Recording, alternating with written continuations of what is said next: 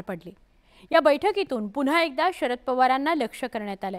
त्यामुळे या बैठकीवरून पुन्हा एकदा अजित पवारांची राष्ट्रवादी काँग्रेस आणि शरद पवार गटात जुंपल्याचं बघायला मिळत आहे। पवारांनी मुस्लिम समाजाला दूर ठेवलं। तटकरेंचा वार निशाण्यावर शरद पवार। सुनील तटकरे सध्या गोंधळलेले आहेत। जितेंद्र आव्हाड यांचा तटकरेंवर पलटवार। लोकसभा निवडणूक संपताच राष्ट्रवादी काँग्रेसने आता विधानसभेची मोर्चे बांधणी सुरू केली आहे। याच संदर्भात सोमवारी झालेल्या पक्ष कार्यकारिणीच्या बैठकीत चर्चा झाली। या बैठकीत शरद पवारांच्या पक्षाचे जम्मू कार्याध्यक्ष धीरज शर्मा यांचाही अजित पवारांच्या उपस्थितीत राष्ट्रवादी काँग्रेसमध्ये प्रवेश झाला।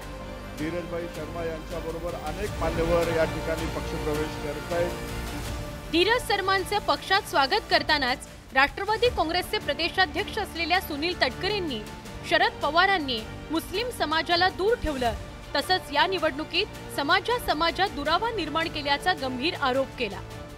आता सर्वांनाच घेऊन अल्पसंख्याक समाजामध्ये जो काही दुरावा निर्माण करण्याचा जाणीवपूर्वक प्रयत्न केला गेला त्याच्यावरती उत्तरे शोधावर त्या ठिकाणी लागेल।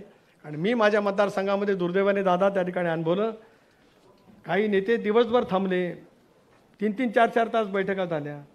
त्या बैठकांच्या मध्ये धर्म आणि समाज याच्यामध्ये गल्लत कशी होईल अशी प्रकारच्याने भाषणं त्या ठिकाणी करण्यामध्ये आली। प्रफुल्लभाई, आश्चर्य वाटेल, नेत्यांच्या उपस्थितीमध्येच मशिदीतून काहीतरी केलं गेलं पाहिजे अशी भाषणं त्या ठिकाणी झाली।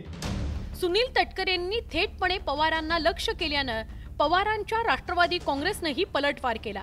लोकसभा निवडणुकीत पराभव दिसत असल्यानं सुनील तटकरे गोंधळल्याचा पलटवार आमदार जितेंद्र आव्हाडांनी केला।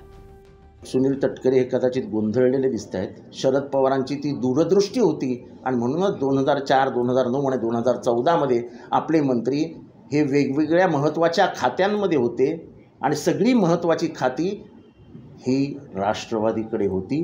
हा शरद पवारांची जी नीती आहे त्याला अनुसरून होती। खरं तर लोकसभा निवडणुकीच्या प्रचारात दोन्ही पवारांमध्ये चांगलेच आरोप प्रत्यारोप झाले। आता मात्र अजित पवारांच्या साथीदारांनीही थेटपणे पवारांविरोधात मोहीम उघडल्याचं दिसतंय।